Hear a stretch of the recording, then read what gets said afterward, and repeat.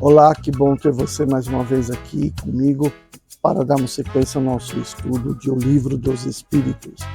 Eu sou o professor Wagner Klein, sou professor de Física, terapeuta holístico e você está no canal Sob Nova Visão.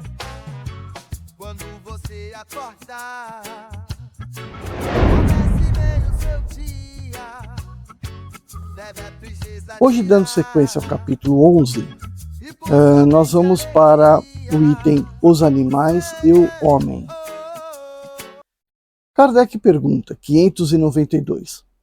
Se compararmos o homem e os animais com respeito à inteligência, a linha demarcatória parece difícil de ser estabelecida, porque certos animais têm, a esse respeito, uma superioridade notória sobre certos homens. Essa linha demarcatória pode ser estabelecida de maneira precisa. Diz o Espírito. Sobre esse ponto, vossos filósofos não estão quase nada de acordo. Uns querem que o homem seja um animal, outros que o animal seja um homem. Estão todos errados. O homem é um ser à parte que se rebaixa algumas vezes muito baixo ou que pode se elevar muito alto, bem alto. Fisicamente, o homem é como os animais, é menos dotado que muitos deles. A natureza lhe deu tudo aquilo que o homem é obrigado a inventar com sua inteligência para suas necessidades e sua conservação.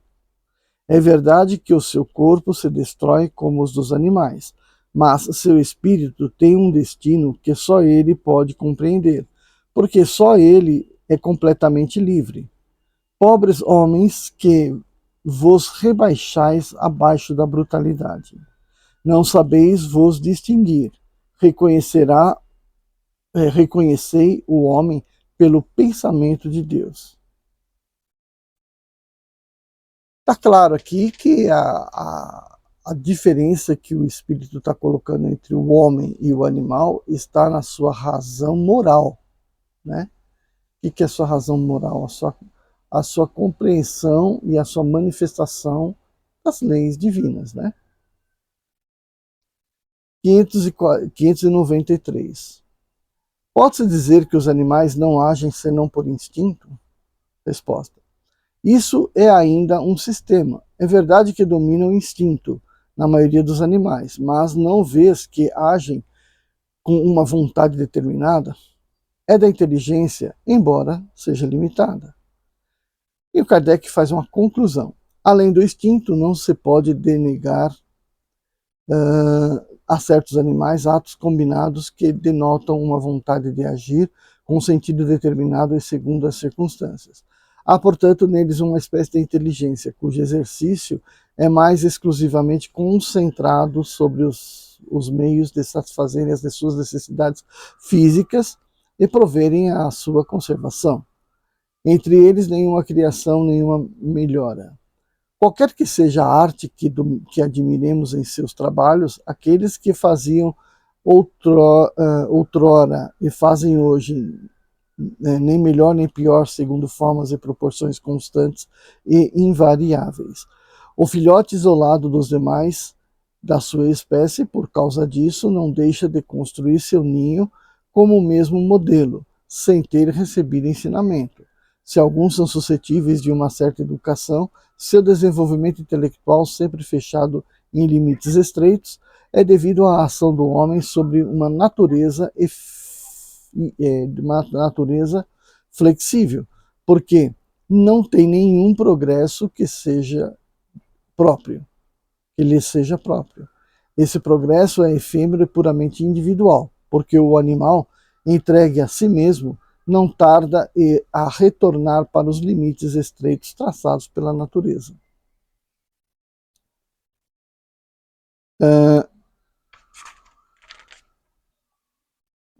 Vamos lembrar aqui, né, que não é bem assim, né? Os animais mostram que têm uma capacidade de se relacionar muito bem, né? Os macacos, diante de perigos, têm codificações, os pássaros, né? De um informar o outro sobre o perigo iminente que possa aparecer como um predador, né? Então isso provavelmente já está no animal há milhões de anos, assim como também esteve no ser humano há milhões de anos, quando éramos habitantes das cavernas, o que eles aqui ainda não sabem, né? Não os espíritos, não sabem a cultura, né, do século XIX. Então,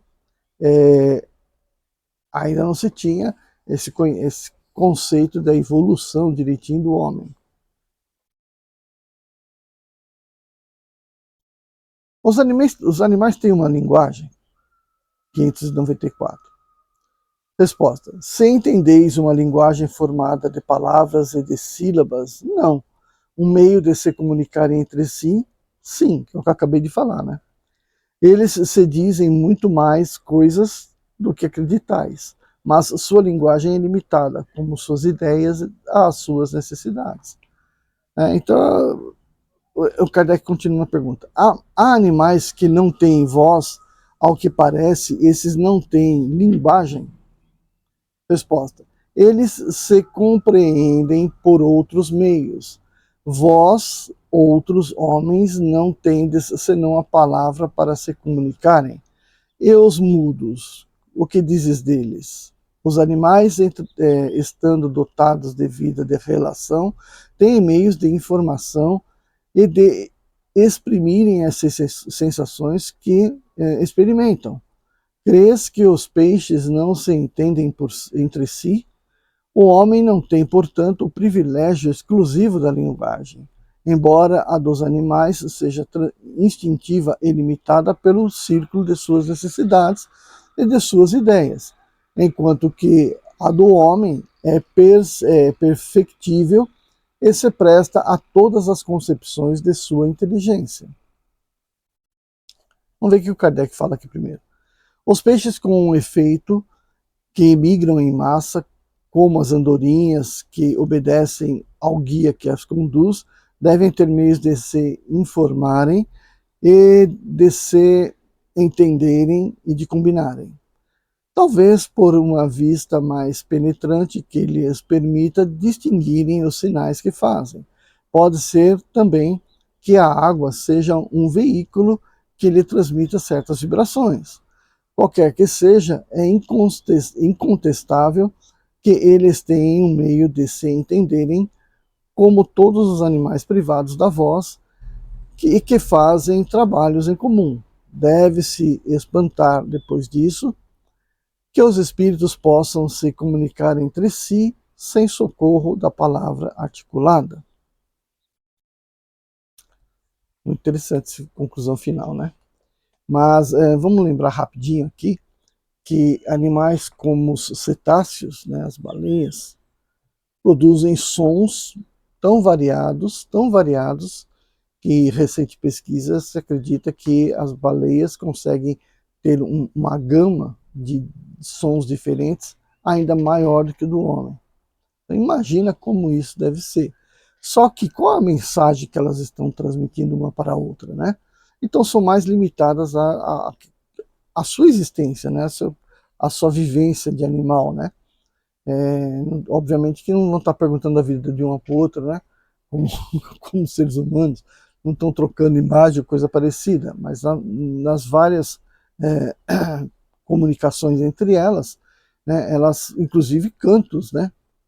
Aliás, são os cantos que as baleias conseguem atingir notas muito maiores que as dos seres humanos. E quantidade, né, de notas maiores que a dos seres humanos. E lembrando que na água a velocidade do som é cerca de 5 vezes maior do que a velocidade do som no ar. Então elas podem se conversar igualmente, né, em tempos iguais, a distâncias muito maiores, quilômetros, né? E também se faz necessário que elas tenham que ter uma energia maior lançada no som que elas emitem, porque o som aí vai ter que estar vencendo um meio que é muito mais denso que o ar, que que a água. Então tem que ter mais energia para poder vibrar com a mesma intensidade, né? Essas ondas para atingir lá uma outra baleia que está quilômetros de distância. Coisa que a gente não consegue conversar com duas pessoas. Aqui é uma distância de alguns metros, você está berrando alto, né? E na esperança de que não tenham outros barulhos em volta se misturando e, portanto, dificultando essa comunicação. Uma sala de aula, né? Tudo fechado, e muitas vezes o professor não é ouvido, não é escutado, né? Porque tem muito barulho na sala de aula, né? Questão número 595. Os animais têm o livre arbítrio de seus atos? Resposta. Eles não são simples máquinas como acreditais, mas sua liberdade de ação é limitada às suas necessidades e não pode ser comparada às do homem. Sendo muito inferiores ao homem, eles não têm os mesmos deveres, sua liberdade está restrita aos atos da vida material. Você não pode querer achar moral no leão que mata o filhote da girafa, né? Você pode achar, dizer, mas aqui é imoral, matou um filhotinho, né? Ele está caçando, né? O instinto dele é caçar. E aí você vê retratado aí que manadas de búfalos atacam filhotes de leão, por quê? Porque eles reconhecem que aquele filhote é um predador, vai se transformar um predador deles, então eles já, podendo abater o filhote, eles abatem, né? O mesmo acontece entre rixas entre leões e hienas, né? Que são competidores, né? Das mesmas presas. A gente não pode esquecer o grau de maldade, né, aos nossos olhos, das orcas em relação às suas presas, né? O quanto elas judiam da presa antes de matá-la, né? Então, são instintos pertinentes à espécie, né? Muita gente coloca que o tubarão é perigoso, mas ele é um peixe, ele é bem menos evoluído do que os mamíferos, né? Então, ele simplesmente mata e come, vai comer tudo que tá para frente porque ele tem que se sustentar, né? Mas ele não tem uma ardilosidade como tem nos animais, né? Como eu acabei de falar, nas orcas, né? E o mesmo nos golfinhos. Só que os golfinhos são menores, né? Com poder mecânico, mas potência mecânica um pouco menor, né? Agora as orcas não, são bem maiores e e exploram dessa sua força, né? Pergunta 596. De onde provém a aptidão de certos animais para imitar a linguagem do homem? E por que essa aptidão se encontra antes nas aves que no macaco, por exemplo, cuja conformação tem mais analogia com a nossa? Resposta. Conformação particular dos órgãos da voz, secundado pelos instintos de imitação. O macaco imita os gestos e certas aves imitam a voz. Questão 597. Visto que os animais têm a inteligência que lhes dá uma certa liberdade de ação, há neles um princípio independente da matéria? Resposta: sim, e que sobrevive ao corpo. Pergunta Kardec ainda. Esse princípio é uma alma semelhante à do homem? Ele responde: é também numa alma, se quiserdes. Isso depende do sentido que vocês, né, lhe dá a essa palavra. Ela, porém, é inferior à do homem. Há entre a alma dos animais e a do homem tanta distância entre a alma do homem e a alma de Deus. Quer dizer, a alma de Deus, né? A alma do homem e Deus. 598. A alma dos animais conserva, depois da morte, sua individualidade e a consciência de si mesma? Resposta: sua individualidade, sim, mas não há consciência do seu eu. A vida inteligente permanece no estado latente. Questão 599. A alma dos animais tem a escolha de encarnar-se em um animal antes que em outro? Aí a resposta é não, ela não tem o livre-arbítrio. Questão 600. A alma do animal sobrevivente ao corpo está depois da morte em um estado errante como o do homem? Aí o espírito vai mostrar a distinção, né? É uma espécie de erraticidade, visto que não está unida ao corpo, mas não é a de um espírito errante. O espírito errante é um ser que pensa e age por sua livre vontade, sendo a consciência de si mesmo seu atributo principal. A alma dos animais não tem a mesma faculdade. O espírito do animal é classificado depois da sua morte pelos espíritos que a isso compete, e quase imediatamente utilizado, não tendo tempo de se colocar em relação com outras criaturas. E o Kardec na mesma pergunta. Não, aí veja, vamos interpretar aqui. Como que está dizendo aqui, né? Haverá espíritos que irão conduzir essas almas desses animais para o quê? Para a nova reencarnação, de uma forma mais ou menos rápida, né? Porque a cada vivência do animal ele vai ter um aprendizado, e do lado da erraticidade ele não vai ter aprendizado nenhum. Então é melhor que ele já volte para a vida tão rapidamente quanto possível, né? E eu volto a dizer aqui que o que rege a existência dos animais, do plano astrológico, é Sol, Lua, Vênus e Marte. Né? E pela comunicação, capacidade deles se comunicarem, Mercúrio. Mas Júpiter, Saturno, Urano, Netuno não tem influência neles. Por quê? Porque está ligado exatamente com a inteligência, né? A capacidade moral, né? A espiritualidade. Então esses planetas, não importa onde eles estejam, não têm uma influência na existência do animal. Agora, a posição do Sol, a posição da Lua, Marte, né, que lhe dá energia, vigor, assim como o Sol também, a capacidade sexual, né, Vênus, a capacidade reprodutiva, as afeições, os sentimentos pelos filhotes, né, está ligado ali ao instinto animal. Então aí o Kardec faz questão 601. Os animais seguem uma lei progressiva como os homens? Resposta: sim. E é por isso que nos mundos superiores, onde os homens são mais avançados, os animais também o são, tendo meios de comunicação mais desenvolvidos. Mas eles são sempre inferiores e submissos ao homem. São para eles servidores inteligentes. Aqui o Kardec completa: não há nisso nada de extraordinário. Imaginemos nossos animais os mais inteligentes, o cão, o elefante, o cavalo, com uma conformação apropriada aos trabalhos manuais, que não poderiam fazer sob direção do homem. Questão 602. Os animais progridem como o homem pelo fato de sua vontade ou pela força das coisas? Resposta: pela força das coisas, por isso para eles não há expiação. 603. Nos mundos superiores os animais conhecem a Deus? Não, o homem é um Deus para eles, como outrora os espíritos foram deuses para os homens. 604.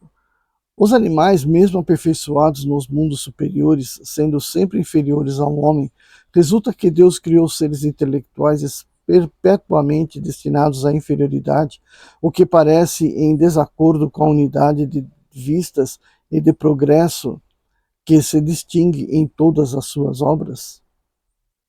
Resposta: tudo se encadeia na natureza por laços que não podeis ainda compreender, e as coisas as mais díspares na aparência têm pontos de contato que o homem não chegará jamais a compreender no seu estado atual. Ele pode entrevê-los por um esforço da sua inteligência, mas só quando sua inteligência tiver adquirido todo o seu desenvolvimento e estiver isenta dos preconceitos do orgulho e da ignorância, é que ele poderá ver claramente na obra de Deus. Até lá, suas ideias limitadas fazem-no ver as coisas de um ponto de vista mesquinho e restrito. Sabem bem que Deus não pode se contradizer e que tudo na natureza harmoniza-se por leis gerais que não se afastam jamais da sublime sabedoria do Criador. Kardec, na mesma pergunta, fala: a inteligência é, assim, uma propriedade comum, um ponto de contato entre a alma dos animais e a do homem? Responde: sim, mas os animais não têm senão a inteligência da vida material. No homem, a inteligência dá a vida moral.